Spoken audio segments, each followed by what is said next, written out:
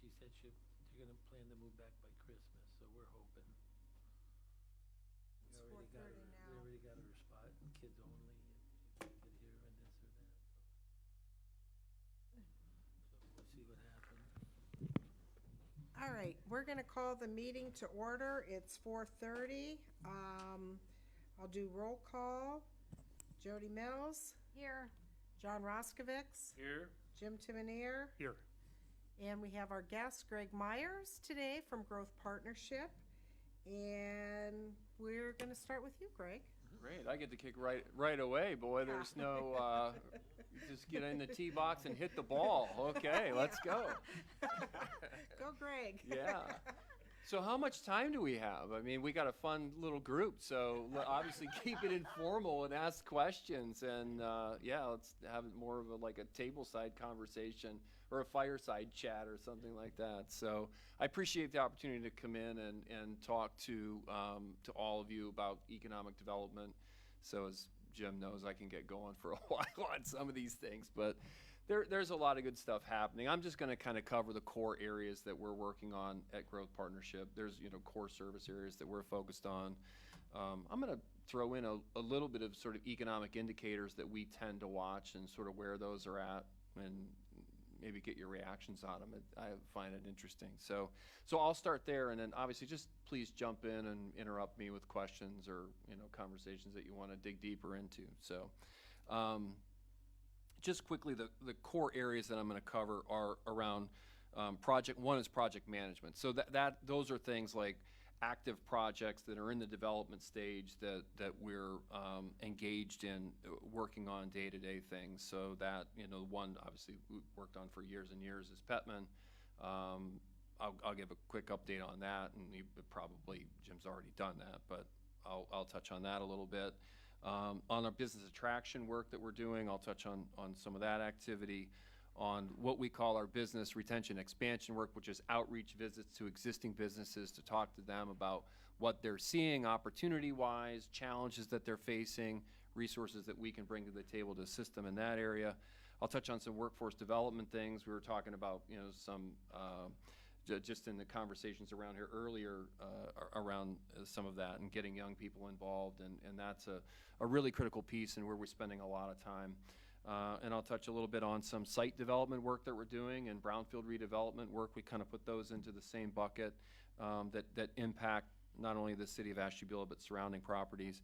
And then I'll talk about some miscellaneous activities that we're working on. So those are the kind of areas I'm going to cover. But I wanted to start out with some economic indicators that we tend to look at. So some of the things that we tend to follow are things like GDP growth, so gross domestic product. And basically that's the value of the goods and services that are produced in the county.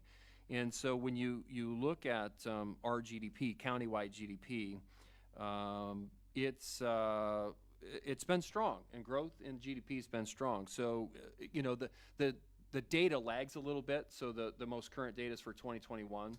But when you compare 2020 to 2021, granted we're coming out of COVID at that point, but we saw GDP growth of 9.6%, which is really strong, and that's actually keeping pace with the state and at the federal level. So, and when you look at that, what's really good about that is that GDP's gaining production that was lost during COVID and outpacing, right? So it outgrew and outpaced what was lost. So that was good. We saw a lot of rebound, strong rebound, and we're continuing to see that. So productivity is still remaining strong throughout Ashtabula County. And a lot of that's been driven by, things like consumer spending and export activity and logistics challenges that were in place during COVID, coming back into play and not being as detrimental to business activity as they were.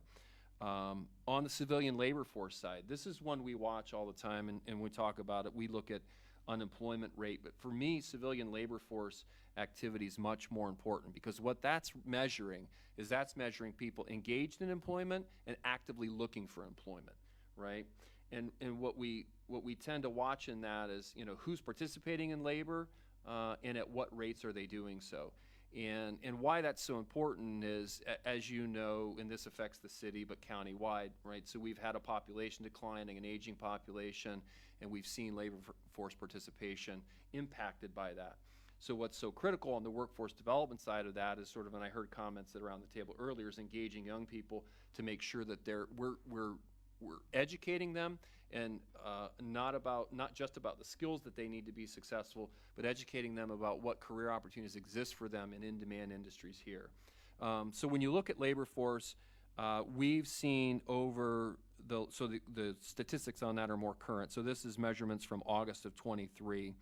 Our labor force was at 43,834 compared to 43,572 for the same time the previous year.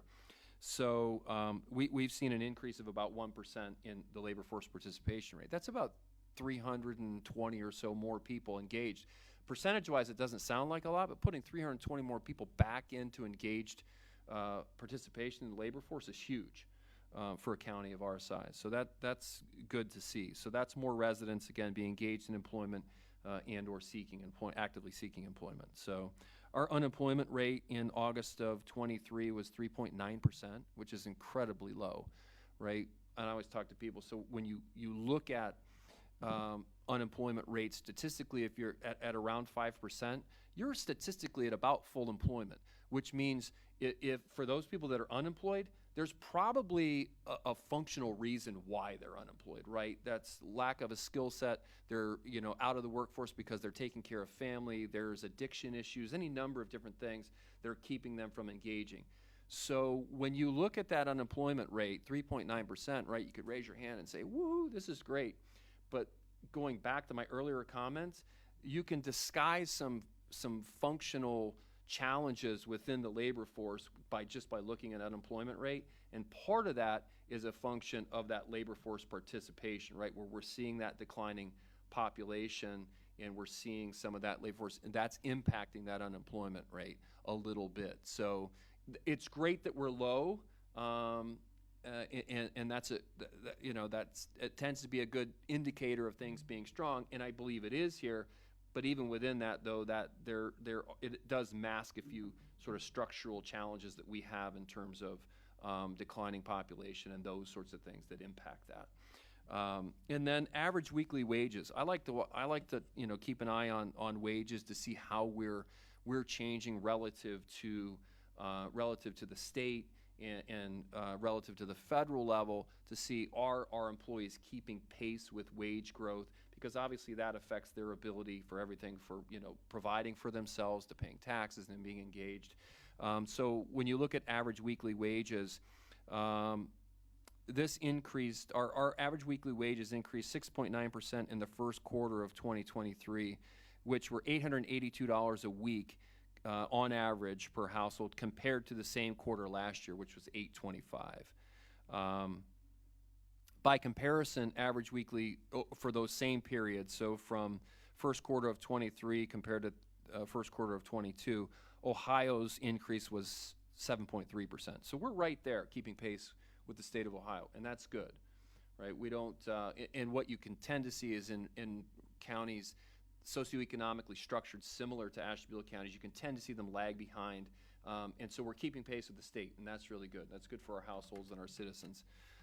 So I just wanted to share a few of those things that we kind of look at and we watch and keep an eye on. So from an economic indicator perspective, we're doing very well and keeping pace the way that we should be, both relative to comparison to the state of Ohio and even federally. So any thoughts or questions on any of that?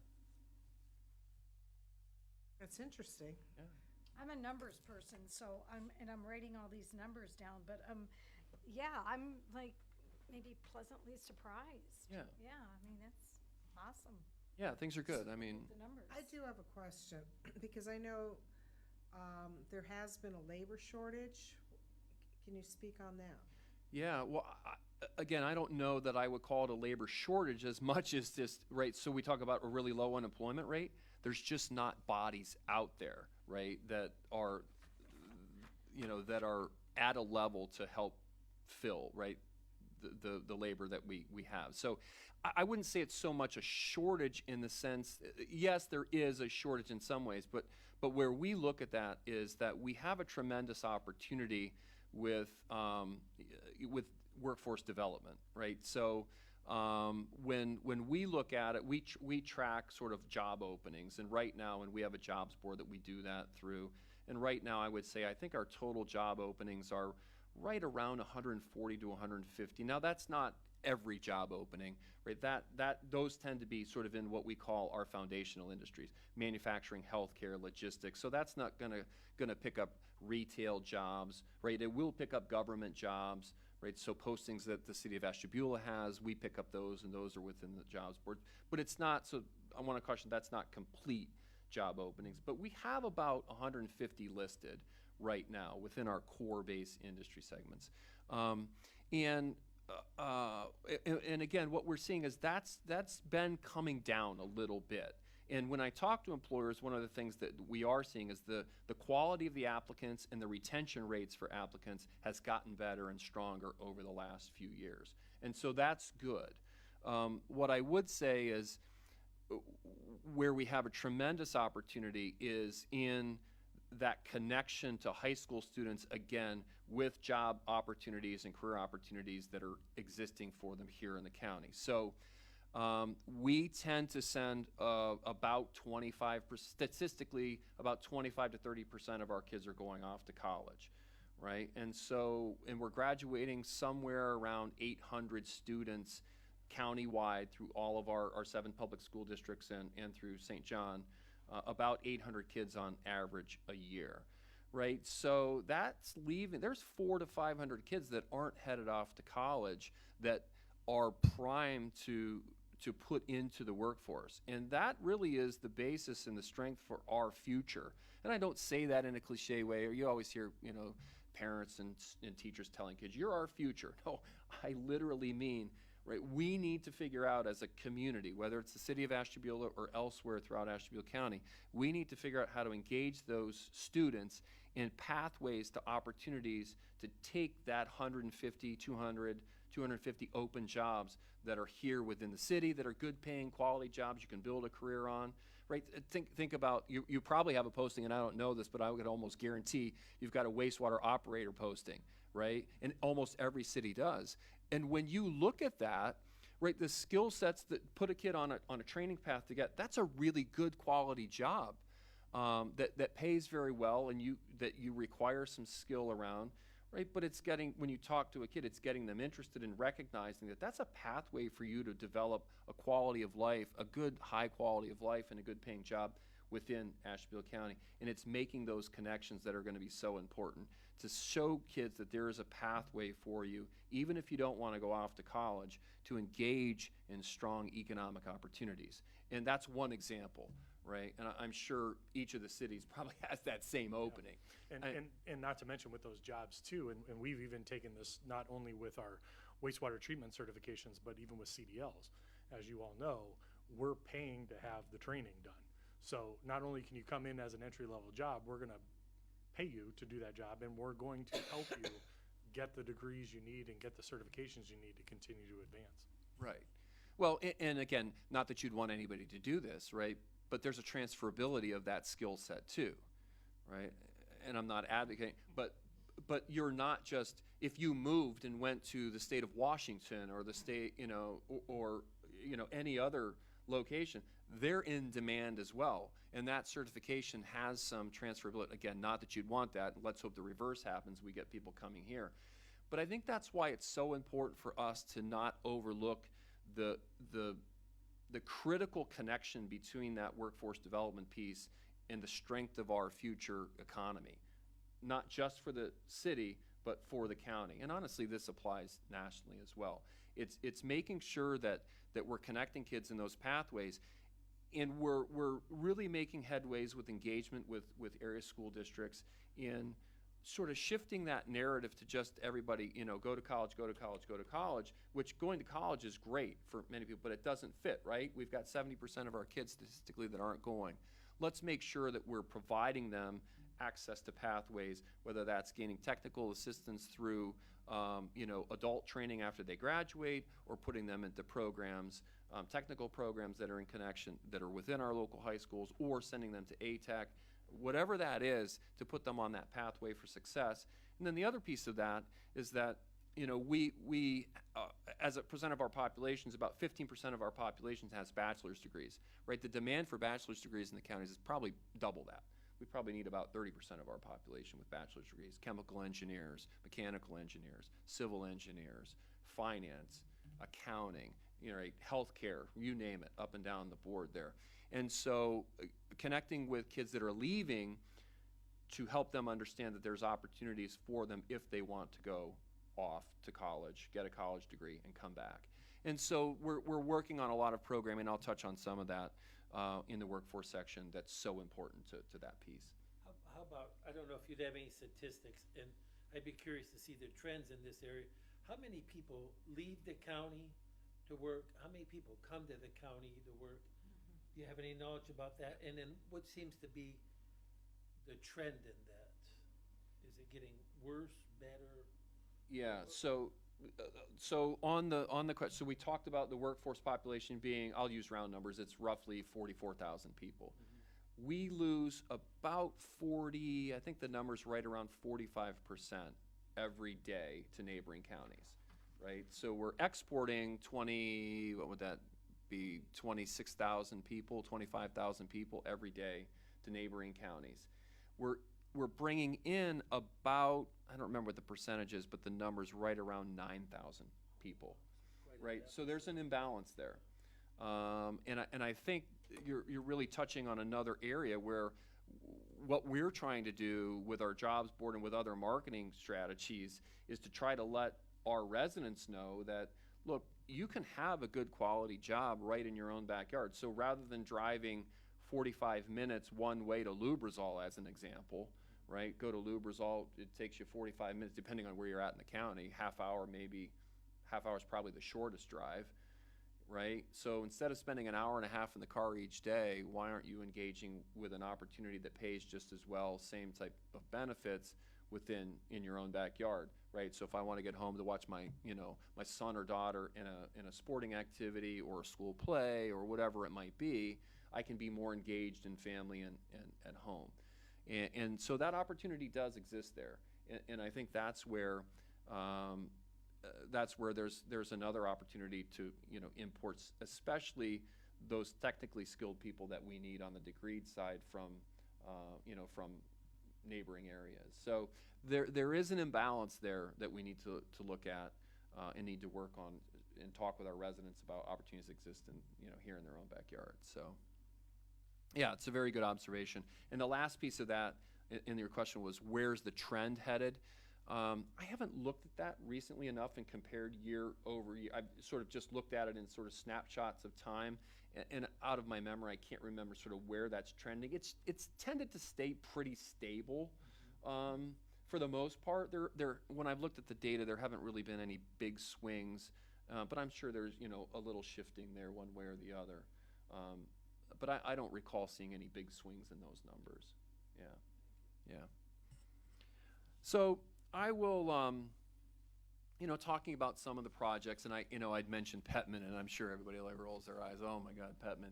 This is just this never-ending, But it does have life. It does have a heartbeat. So, they are working on it as we've gone through. We've gone through COVID and come back out. Obviously, construction prices are changing, so that project's in the midst of getting all of its capital cost updates. They're in that process now. I'm looking at updating all the capital costs. It's going to be a much more expensive project if it's completed than it was originally estimated to be. They're looking at how that affects the financials and the viability of the business. The good thing is the commodity market for nodular pig iron, or even if they diversified into regular pig iron, still remains strong. So it does have a heartbeat, and it does, it is. I don't want to say, and I'm sure Mr. Timoneer's talked about it before, right? It does have a heartbeat, and it is moving at a snail's pace, but it's still out there. So we continue to work on that in partnership with the city. And so that's one that in the city project in the city that we're continuing to work on. On the attraction side of things, so I've been doing economic development work for longer than I care to admit. But in my career, which has spanned, more than 25 years now. This is one of the most active times in terms of companies looking to make investments in the U.S., in Ohio. And, I haven't been around Ashtabula County long enough to know that history, but I would argue that it's probably one of the most robust times, and you've been around longer than I have, one of the most robust times for companies, particularly foreign companies, looking to make investments. And we've competed extremely well in getting companies to consider Ashtabula County for making investments. And I will say that some of these investments make the Petman project, which we were talking about at that time, $500 million, look small. We're talking projects in the billions of dollars range. And so so I have a report in front of me which documents our activity over the last, I think this actually spans 4 months. I was going to say the last quarter, but I think it actually spans 4 months. So in that time frame, we've received, through our partnerships with the state of Ohio and our regional partner at Team NEO,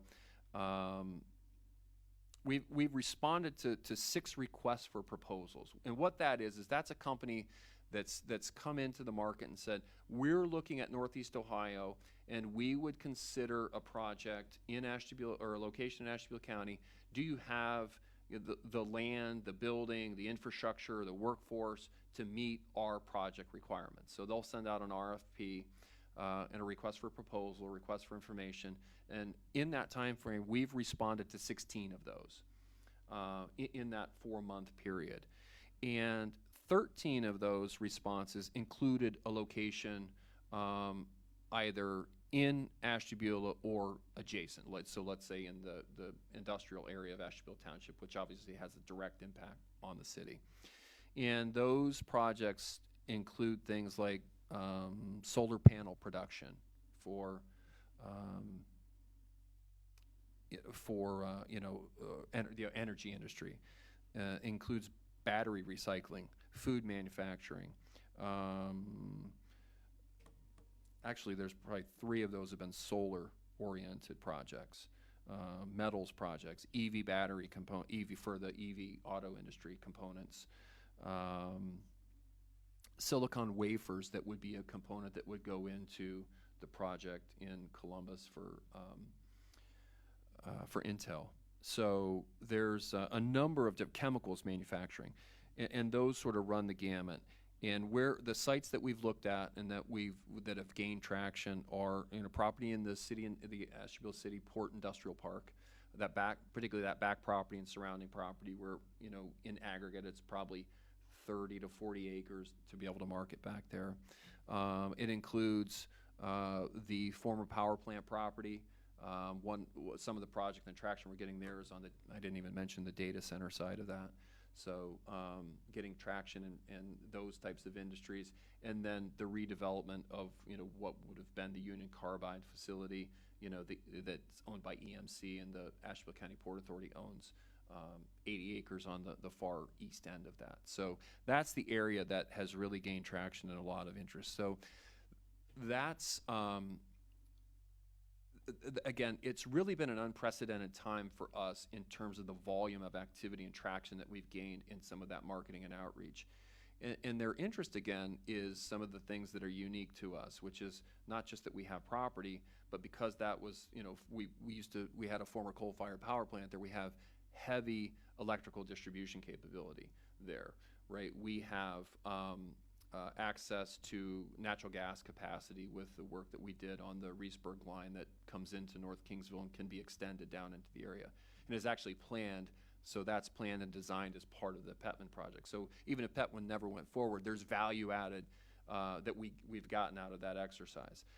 The rail that exists there, the access to the highway via Route 11, the connection to the port within at Kinder Morgan's Penny Dock. Right, all of those things, when you put those pieces of the puzzle together, form a nice picture for companies, and that's where we've gained a lot of traction and interest in those areas. So That is that going to continue to be here? No, it's not, right? It's not going to always, that level of activity is not always going to continue to be here. But as it stands today, we've done a really good job in partnering with our local partners at the city, at the city port authority, the county port authority, and others, local private property owners, to really get the word out about those locations as being very competitive for some of those trending industries that we see. So, any questions on those? I have so this is all kind of in an infancy level. Mm-hmm. Yeah, these are things that we don't know. What you have to do, right? I'm trying to think of a good analogy for this. Is we're just trying to get in the game and stay in the game, right? So we've got in the game by marketing and promoting this area and those attributes that I talked about, right? I mean, there's other attributes that our county airport is another one that we leverage in there that's very important. There's a number of different attributes that we market and sort of we sell that picture. And then those companies are saying, oh, I agree with you. That is right, that fits the needs that we have for our projects, right? And that's good. So we get shortlisted down, right? And the first part of that short list is, yes, we have a project. Here's the RFP. We would like you to reply to that. We reply to that, and then we get whittled down from that and get shortlisted. And of these projects, we were shortlisted for one of those 13 projects for Ashtabula County, and that was the Frontier, which is the former power plant property, and the JAB site. We're shortlisted for that. County-wide, we've been shortlisted, and when I mean shortlisted, meaning the consultant or the company itself had boots on the ground looking at sites in our county 6 times over the last 18 months or so for projects, which is, for a county of our size, is phenomenal. Very encouraging. Phenomenal. Yeah. So, which is why it's so important for us to kind of, work on continuing to advance the redevelopment potential of these sites, meaning dealing with the environmental legacies of those, putting them back into a productive reuse. Not all of that area out there is going to be available for reuse, right, because of the environmental history there. Actually, a very small portion of that, so we look at the overall former industrial complex that was Union Carbide. It's probably 900 to 1,000 acres in total. The total developable area of that's a third of that, right? And so the interesting thing is, on the rest of that, we're actually seeing interest in alternative energy companies that would say want to put solar fields and solar panels on there, right? So you have a solar field with natural grasses growing around that, and you're generating energy that can then be tapped back into the distribution system there. And again, the value add there is that we used to produce power here. And so when you have an alternative energy project like a solar field, right, you don't want that to be located way out in a cornfield that then you're losing all that power in the distribution line. When you can plug that right into a former distribution center, there's huge value to that. So we're seeing a lot of interest in pairing with some of these development opportunities, alternative energy projects, through really it's solar opportunities. So with our lack of sunshine, that's still a... Oh, the technology in solar panels is amazing anymore. Okay. Yeah, they're, being from Ohio, you realize our days of sunshine are very limited here, right? Yeah. No, but no, that's not a problem at all anymore. Okay. So those panels can tilt and you're seeing more and more of those around now. But the technology on those has advanced so much that the days of sunshine that you and I would think are so important to that, you're getting enough sort of light absorption in those to get enough power generated out of them. Yeah, we've lots of companies calling about opportunities around that. That's so, interesting. Yeah. So, and so we're seeing, so that's a lot of positive things around that. On the business expansion and retention side, which is us reaching out to business, we've been engaged with, INEOS's acquisition of Ashta Chemicals is one, where it's now INEOS KOH. Their capacity to grow that business in a way that Ashta didn't, right? They're going to supply to the facility across the street, and there's competitive advantage to that. But growing the sales capability of that facility as an example, trying to think of companies that are close within the city or close to the city.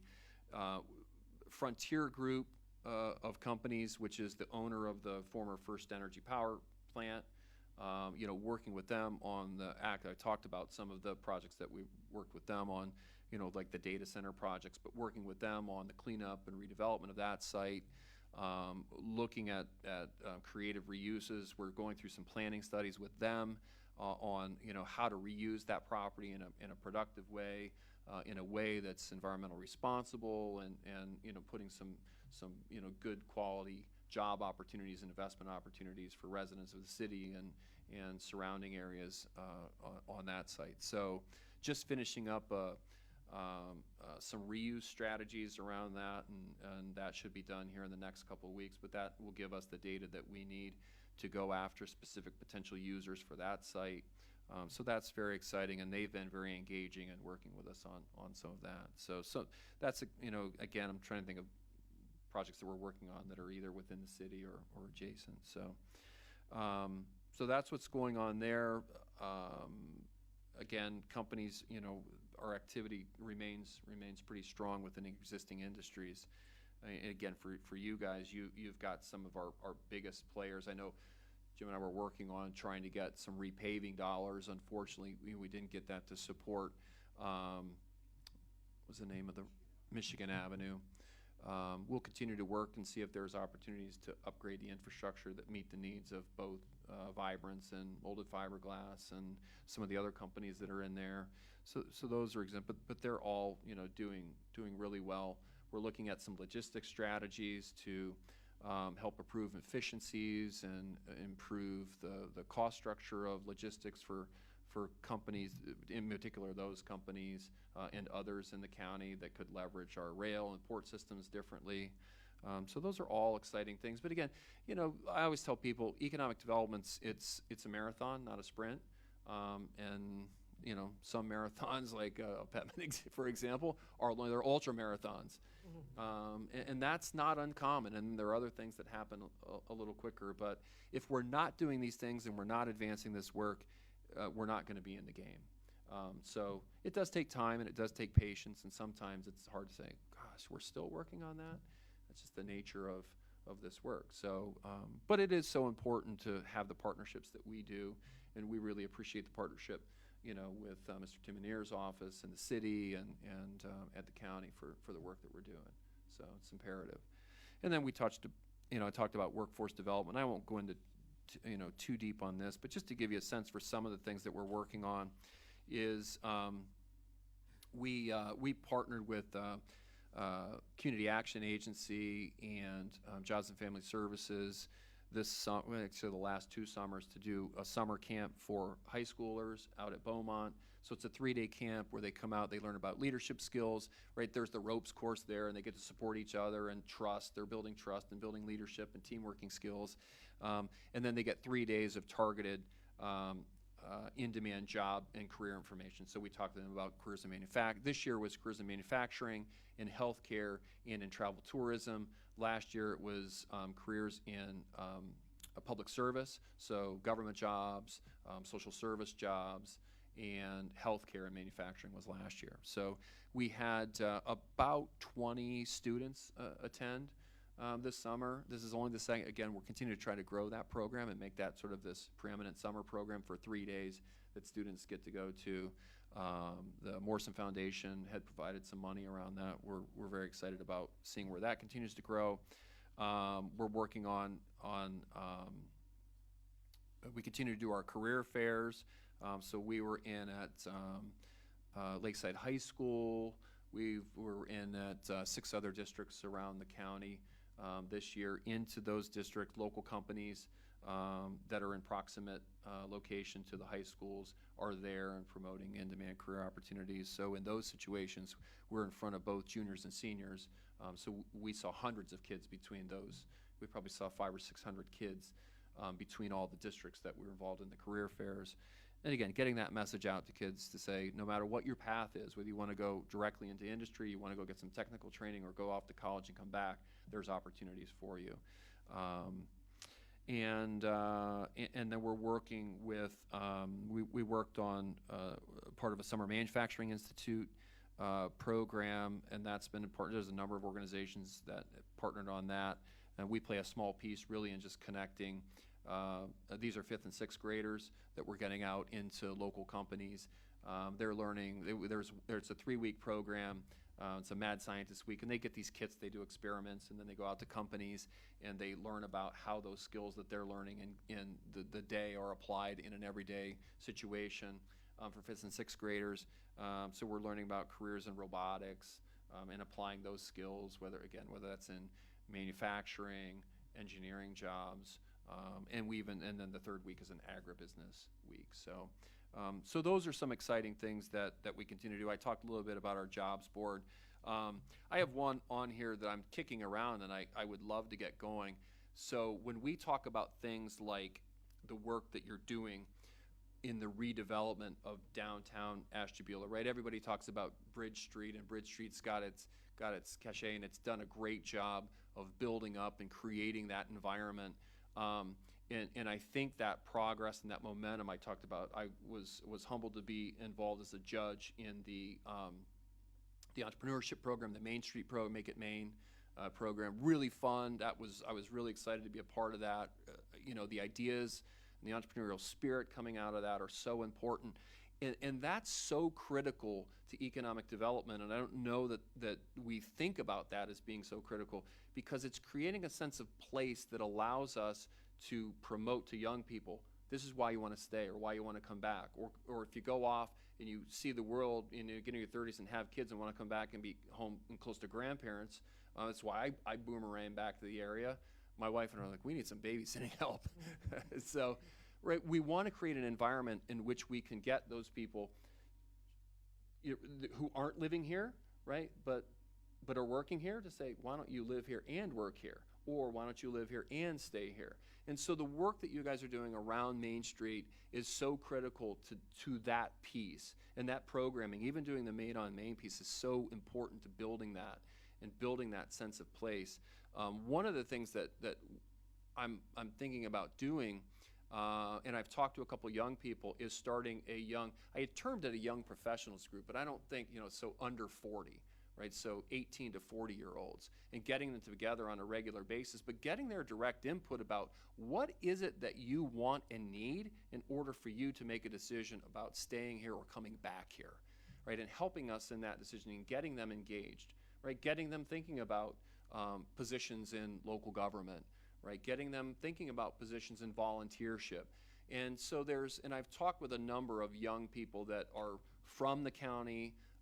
These are kids that they've gone off and got an education and they've come back, and I want to form something more formal to bring them together on a regular basis and get their input on the things that we're doing, and again, get them involved in that decision making so that they can help us spread the word about the great things that are happening, like the things that we just mentioned that you guys are doing to redevelop Main Street. I think that's going to be so critical for us to win that demographic back, that young demographic back, and get them to stay here. So more to come on that. That's just an idea that I'm looking at. I've talked to a few of them about forming that, and how we form that I don't know yet, but that would be countywide, and bringing those young leaders, because they don't have to be in a professional position, right? They could work in what we deem as a non-professional position, but that's an even, honestly, probably a more important demographic for us to engage. So I don't want to label in a way, so we'd be really careful about that, but a young leaders group, let's say, to come together. And I think, and I know you do a lot with industry and business and so forth, but I think part of our problem is I don't want to say cyclical, but we're losing people. We need people to live here, but at the same time, because of that, we don't get the amenities that we need, such as, and I know you don't, I don't know if you work with this or not, but you can't shop in Ashtabula County. I mean, shopping is a hard thing to do in Ashtabula County. You want to buy clothes, you want to buy this or that. You really literally have to go to Lake County or to Erie. And because of that, people see that as a quality of life issue. So then they say, well, we're not gonna, that's not an attractive place for us to move, because we can't we can't do that. You know, we can't shop in, I'll be honest with you, we go to Menor every week to do our shopping, you know. Right. And I hate to say that, but, and I think that keeps us people from looking at the area and saying, oh, and I know we talked about too, like, I have a friend, he's telling me, he knows somebody who is working for the hospital and trying to recruit doctors and so forth to come here, because we have a doctor shortage, you know. My doctor left and I couldn't get a new one for like 4 or 5, you know, so these quality of life issues, I think, hold us back, but at the same time, we can't address them because we don't have the people. I don't know, do you think that's accurate, or that's not? I don't know. Yeah, it is in a number of ways. I'd say I look at it probably from, there's a silver lining to it. And the silver lining, I think, is that yes, do we have a target, and do we have, I'm trying to think of some of the other, I'm not an avid shopper, retail shopper, or a Kohl's or something in our community? No, but the access to shopping anymore it's continuing to trend this way for goods, is going to be online. When you look at the sales tax revenues, and we just had at our Profiles Breakfast series last week, the county commissioners talked about revenue growing so much on sales tax because of online purchases, right? And now that they've changed the structure where we're actually paying the tax at the point of sale on, you know, online based on, you know, where the computer's saying you're located, right?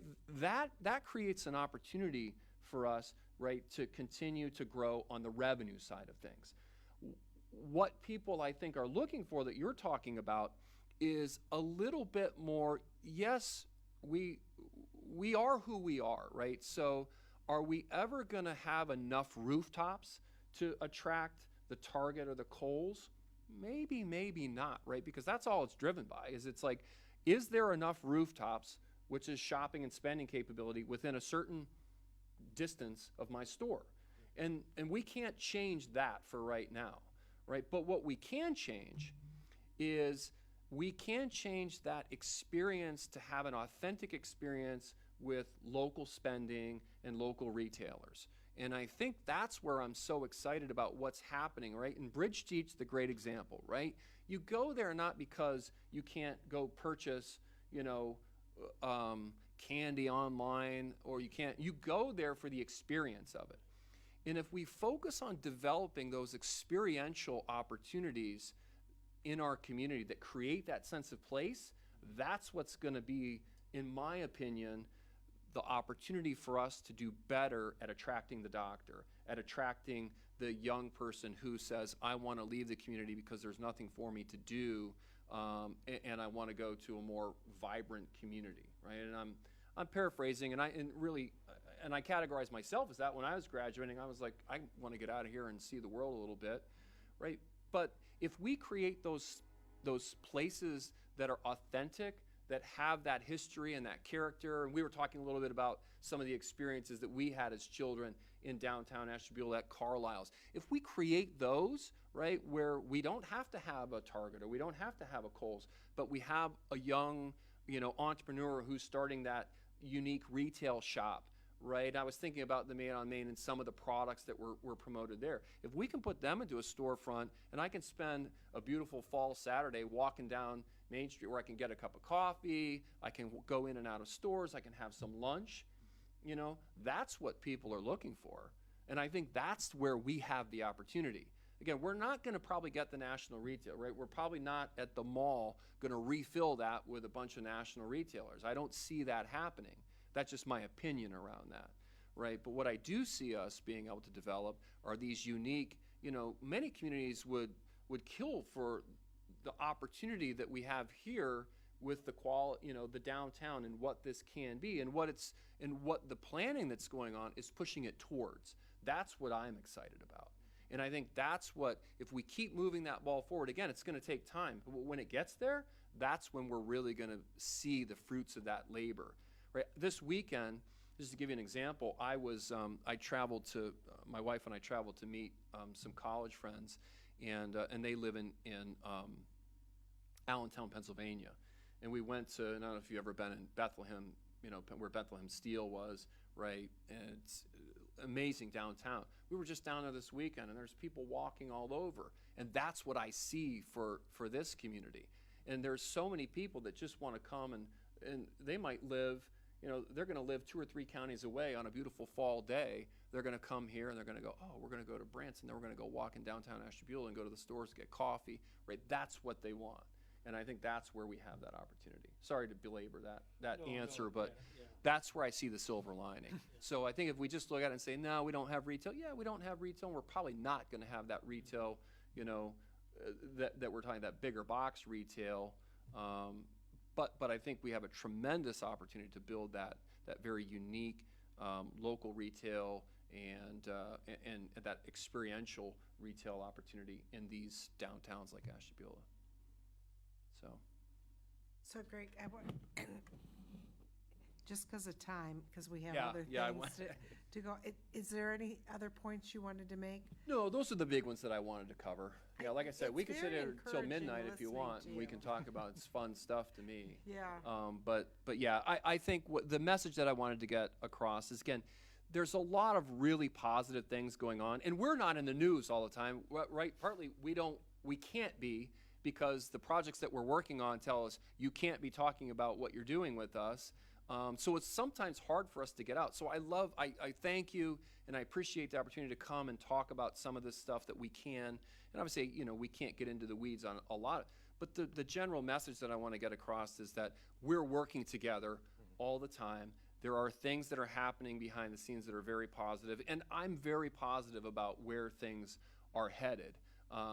And again, and especially, I'm extremely excited to say over the next 10 years, what can the momentum that's been started in the downtown redevelopment phase, and you guys have had success, Castle Block is a good example, right, of success, obviously Bridge Street, but where that continues to go and where we can be as a community, in the next 10 years around that, because that plays directly in to our ability to attract investors, because they ask the same questions, which is, what are my workers going to do? What's the quality of the environment for the people? If we locate here, how am I going to be able to attract people to come in and where they say? Housing's the other piece of that we didn't touch on, is the critical piece. There's not an easy answer to that, but the other thing is that it's very affordable to live here.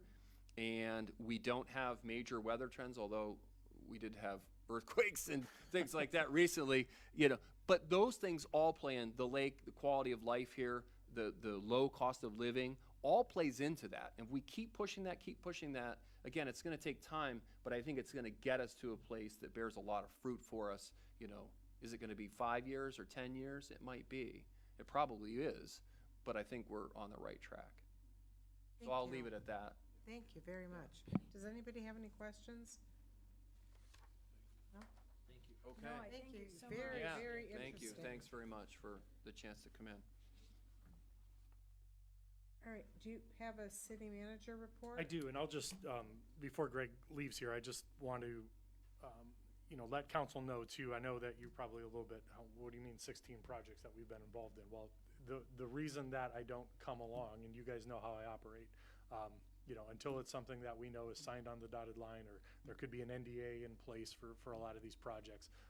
That's why we don't come running here and say, well, we met with, these people and that people, and this is coming down the pipe. And as Greg alluded to, economic development is a marathon. And a couple of the projects that we've been involved in, you've seen that how much time it takes and how much energy it takes to go into there. Speaking on the retail end of this, and this goes back prior to my days here at the city when I was at the chamber, and even prior to my start of the chamber in 2005, they did a retail market analysis report, and I can't remember the year it was done, but it was prior to 2005.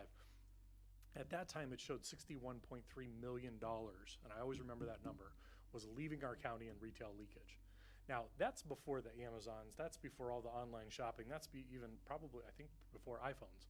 So, I mean, think about if we did that study today, how much money is being spent elsewhere. So when you talk about the big box stores and things that aren't coming here, I think it's a twofold thing. Number one, you look at the demographics just from the websites, and you look at the expendable income that the websites say that the city has or the county has, and these companies just aren't looking to locate here. It takes a Greg Myers or it takes a Jim Timonier to be out there saying, hey, look, back here we had $61.3 million leaving. Can you imagine what's leaving now? Here's zip codes. Punch this into your little system and see how much money is being spent online at Target or Best Buy or wherever those cases may be, and look at relocating some of those stores here. And I think that's where we get the traction. People are somewhat shocked that what it says over here that you have no money, how much money is actually here and expendable. So, Greg and I, we have a really good song and dance that we put on when we make that cut list. And it's been wonderful working with Greg and Growth Partnership. We need an entity like Growth Partnership always to be in this county, advocating countywide. For a long time, the city felt if that company wasn't going to locate within our borders, they should go to Kentucky or they should go elsewhere. What I have tried to bring to the forefront and bring to our neighboring townships and villages is, if that company locates there, I'm almost positive at least one of my residents is going to be hired there. So that's still a benefit to the city. So if somebody comes along and says, I need 25 acres with X amount of power in this, and we don't have it, my call is to Greg. Greg, here's the lead we got. We can't support him here. Where can we help work with them? Because we know what's good for the county is good for us also individually, and we have to keep that in mind. It's no longer just about the city. It's about how we attract people countywide. Because people down in Jefferson are coming up to Bridge Street. They're coming up to Main Avenue. They're enjoying Walnut Beach. They're enjoying all the amenities that we have. So how do we play into this piece for the entire county? It's very important. And I'll touch a little bit once I get a little bit deeper in my report, but I don't want to hold Greg up from taking off. But the energy that we have going on for Main Avenue right now is electric. And I think you're going to see, again, ain't going to happen overnight. We're talking about a lot of stuff right now.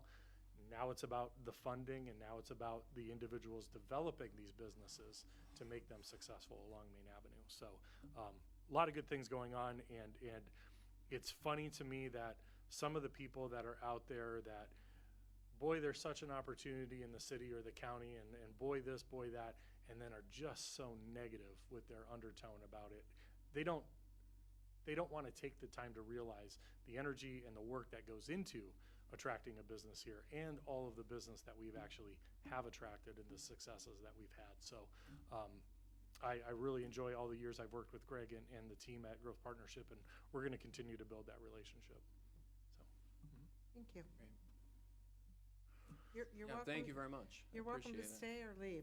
It's your- Well, I'm going to say you're going to pick up my stomach growling over the speaker, so I'm going to take a chance to get dinner if I don't want to offend anybody, but Yeah, no, you're fine. I'll You're stick fine. around as long as you want, but yeah. But thank you Go for all. it. Yeah, Yes. appreciate the opportunity. Okay, thank you. So for just the rest of my report, on the economic development side, we've had some good things, of course, happening. Hotel down that's in the harbor. It looks like spring of 2024 is going to be their open date. They're actually booking rooms and parties already for that time period, so we're really excited about that. Most of you have seen Carlisle project has started. They've started their cleanup there, which is really good. The clean out is, I believe, almost complete at Shays Theater. There was a dumpster outside there for a while. The new owner is really excited about that project and moving that one forward. One thing that I am extremely excited about, the Appalachian Community Grant Program that we were involved in, and that I advocated to get our Main Avenue downtown into the program with other downtowns as a regional collaboration. We've seen the first draft of what's going to be submitted for just the city of Ashtabula. And we were sure to throw everything, including the kitchen sink, at that project. Right now, the total is at $9 million that the city will be applying for. Well, that will be applied for on behalf of the city for our particular downtown. That includes a couple projects, but it includes a lot of streetscape, a lot of the plans that we had for Main Avenue. So The ball continues to move with that grant process. So I believe the last thing we heard, the date has been pushed back a little bit for that. We do, however, believe there will be more information and awards happening in the spring of 2024. We have a meeting tomorrow with the consultant just to hone in on our application, our portion of the application, and what's going in to make sure that we have all of our I's dotted and T's crossed. So we're really excited about putting that forward. So just imagine, though, when you think about that, we are partnering with the other county downtowns, and we're also with 2 other counties putting this application together. So if we're at 9 million. So Ashtabula would get 9 million, or all 3? No, the city of Ashtabula's portion, just the city, no other downtown. We are throwing $9 million in this. So doesn't mean we'll get it. But I just want to emphasize to you as council and to those watching, we're putting everything into downtown. And I was committed to doing that when this grant first came about, that Main Avenue was going to be the focus. And we've tried to have other grants for Main Avenue that we've unfortunately been unsuccessful. This seems like the best opportunity for us, so we're putting everything that we can into that application. Hopefully have a little bit more information for you at the next council meeting as far as dates after we have this meeting with the consultant. But we're excited about that. There is going to be funding coming. It's just a matter of how much and what we're able to do with it. So that's a good thing. You know, as Greg was talking, when you talk about, and you guys have heard me say this, in the last 2 years, there's been $110 million worth of investment going on in the city of Ashtabula. In a typical year, that's about $200,000. Even if you pull the hospital out of that $110 million, the hospital is about an $80 million project. We don't include labor on that. We include just the asset itself. So $30 million of other investment is going on in our community right now. When you talk about housing, we have the Harbor High School property that's now, I think there's one more lot left.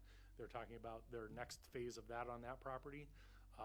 The property on West 3rd, West 4th, and Lake Avenue that's going to be developed here soon with commercial and residential.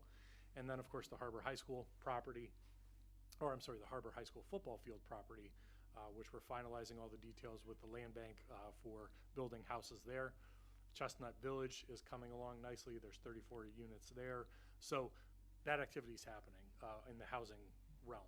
We've also had 34 brand new housing starts in the last couple years. We haven't seen housing starts going back to Moretti Estates. We just had a house completed in Ashbrook that was valued over $600,000. So people are investing here, and there is money here. And I think that's confidence in the city and the direction that we're going, that they're laying down that type of money here to move us forward. So we're really excited about all that.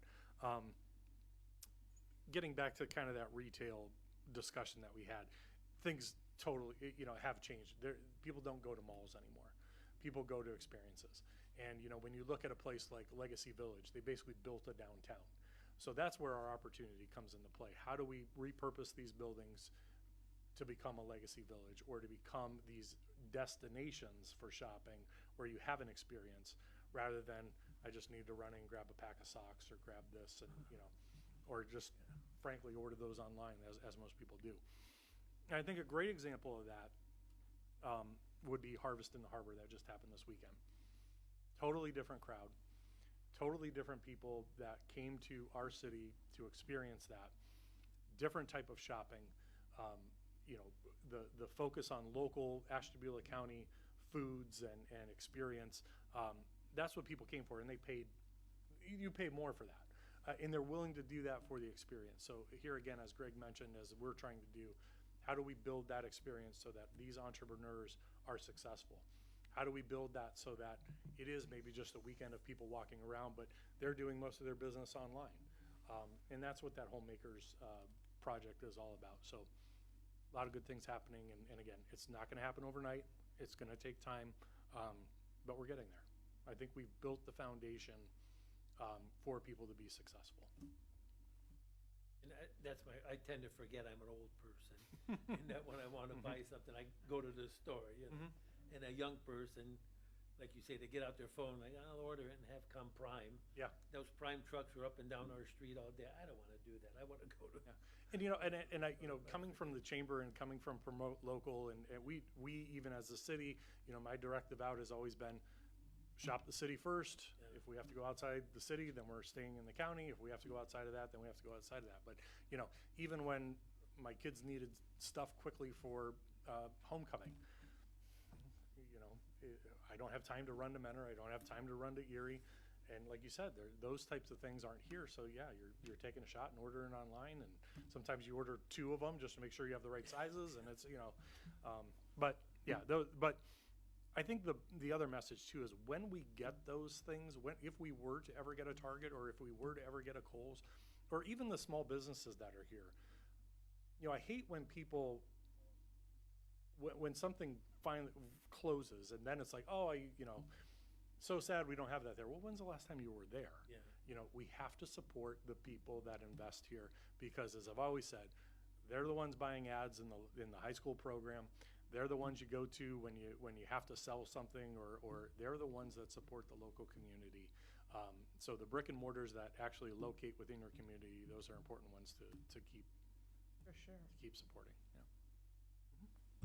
Great. Maggie, did you want to present for Parks and Rec? Okay.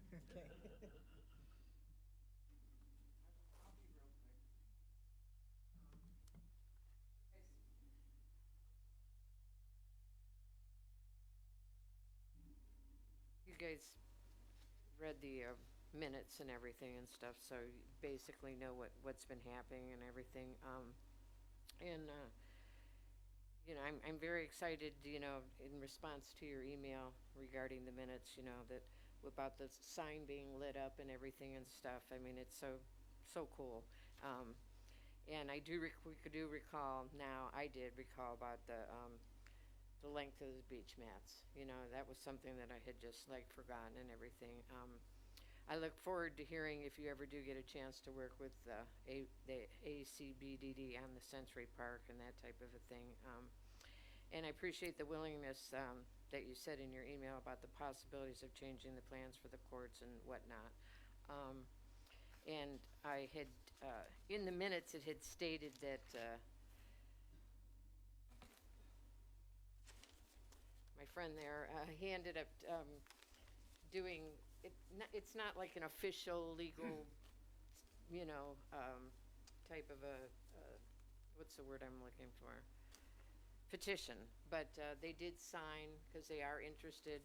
And one of the things, that, so I'm just going to hand these to you. And I think he wants to mention that if it's possible that you could look, and we do understand, if you could get a cost from the engineering or something, and then the board could maybe look at the pros and the cons of the cost, versus all of them there, versus 2 separate locations, that type of thing. So just not to interrupt you, but No, since you're on that topic, so when we went back and looked at what we applied for in the grant funding for Smith Field, we left it pretty open-ended and just said athletic courts. So we do think that we can make that switch. We will take a look, and what, just so everybody is aware, and we had talked about this before the last time the pickleball group was here. It seems that it's easier for tournament play or just league play in general to have 4 courts all located in one location. So the idea that they had, that we're now exploring and working with, would be to take the tennis court that's next to Harbor Top Key, put that at Smith Field, okay? Instead of the 2 pickleball courts, the tennis court would just move there, and then install permanent 2 pickleball courts over at Harbor Top Key. So it would take a little bit of restriping. We cannot use funds dedicated for Smith Field at Harbor Top Key. We'd have to put a fence between the 2 courts, and like I said, doing some restriping, and it may be just covering up the tennis lines, because we did have pickleball lines drawn, filling in the holes for the tennis equipment, drilling new holes, and buying new nets for the pickleball. I don't think it's going to be a big undertaking. So we're going to explore that, but I don't think it's going to be an issue moving the one court to Smithfield as far as what we applied for in the grant, because we left it open-ended. The wording, So okay, that thank won't go out until next spring anyways. I'm sorry, it'll be bid over the winter time. So we'll keep an eye on that and keep you posted. And the only other thing I wanted to mention is, what about the other members on the board were also unsure about the Lake Erie Dog Park Association and that type of thing. And even the names that were mentioned at the meeting, that were in the minutes and stuff, those are, because I'm a newbie, they are like unfamiliar to me and stuff. So, and everything. So that's, if you have any other questions about the minutes or anything that you received at all? No? Okay, all right. I'm done. Thank you. Thank you. Thank you. Then Julie or Mary, you want to present?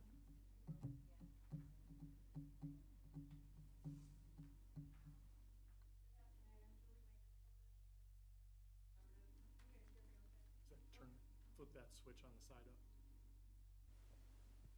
Okay, thank you. Julie Wayman, President of the Board of My Neighborhood Collaborative. I just want to briefly introduce what we're going to talk about today and kind of tie into what the gentleman was saying earlier. We're working on redeveloping the My Neighborhood, the presidential park, and we think it's valuable for the place that it provides for people and residents in the city. So Mary's going to talk a little bit about our garden, and then I'll give you a quick update on some things with the senior housing. So. My name is Mary Graves, and I am the Vice President of the My Neighborhood Collaborative Board. So our season is coming to a close, and we have about 2 or 3 weeks left. 6 CSA clients and volunteers who are in the garden on a regular basis received 700 pounds worth of produce this season. At our farmers market, we sold 109 pounds worth of vegetables and herbs, and that money goes back into the whole garden program. Up to today's date, we have donated over a ½ ton of vegetables to St. Peter Episcopal Church's food bank. This was completed on a scaled back version of the garden using about a ½ an acre this year because of less volunteers. We are going to be having a bonfire, we hope. It will be a community bonfire November 4th, 2023. From 6 to 8 p.m. S'mores and hot dogs will be served, music, lots of fun. It is open to the public and to the volunteers. I have contacted Chief Glover to discuss the paperwork. He called me back on Friday, and we haven't been able to connect again, but I'm sure we will soon. There is still no mowing being done on the outside of the fence, and we are unsure why. We are willing to go on site with one of the mowers to explain where we'd like to mow and to provide clarification on both sides. And I'd also like to add to that we are purchasing our own lawnmower and weed whacker, so that if we need to take care of a certain area that they cannot reach, we are willing to do that. 2024 season information. New next year, we're going to be providing 5 10-by-10 plots for those who don't have space to grow due to living in an apartment or living on a small lot in the city. This will be provided for free, and the plot will be tilled for them. We have gardening tools available for if they need them, and water, and they can come in or out on any day to weed and care for their garden. On Tuesdays and Saturdays, they will be able to ask questions with our gardeners if they have them. If anybody is looking for volunteer opportunities in the garden next year, we'd like them to send a message on our Facebook page at https://facebook.com/myneighborhoodcollaborative. As always, we're very grateful for the city allowing us the use of the land at Clifford Caden Presidential Park. Thank you. And I guess I also wanted to add in, this year, besides our regular dedicated about 6 volunteers, we did have about 50 volunteers come out from the Spire Academy.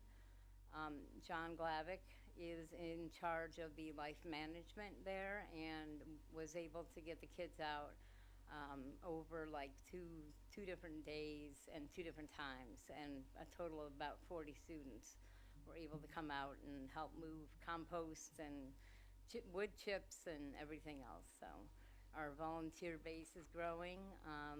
We were on Bridge Street this past weekend, got the word out, have new volunteers already signed up for next year, and we will have a booth this coming up Saturday.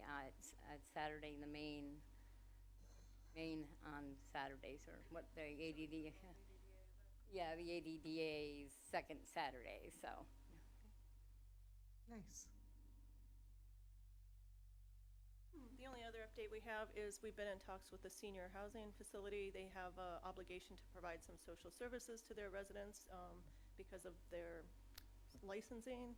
So we were approached to contract for 8 hours a week of social service, really liaisoning with other agencies. So we would provide a independent contractor that would be housed in their building for 8 hours a week to help them connect to the health department for blood pressure screenings, help them connect with Meals on Wheels, get their residents signed up for programs. So just a heads up, we're trying to grow our nonprofit agency, and that's kind of one vehicle. We also see a great opportunity for connection because we have the seniors living in close proximity to the park to build some shared programming and maybe make accessible beds there next year for the seniors. So that's our update. Thank you, guys. Thank you for all you do. That's a lot. And thanks for the city's support. We do appreciate it. We know it can get difficult navigating all these things all the time, but we do appreciate the commitment and the willingness to let us use, the community property in this way. So. And we do appreciate all the work you guys do there as well. So the one thing I just sent a quick message off because I thought this whole mowing thing was taken care of.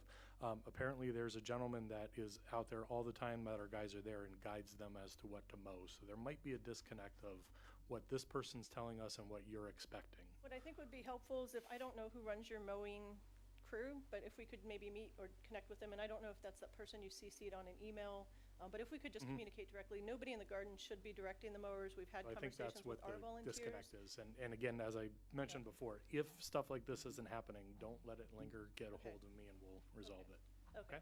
And that's, yeah, if we can just make it clear though, because not everybody in the park is associated with our agency when we say that, so. Yeah, it sounds like we can't we're being control told one thing by the people that are there when we're there, and you guys are expecting another thing, so. We'll Okay. appreciate the opportunity to sort All it right. out, so. Perfect.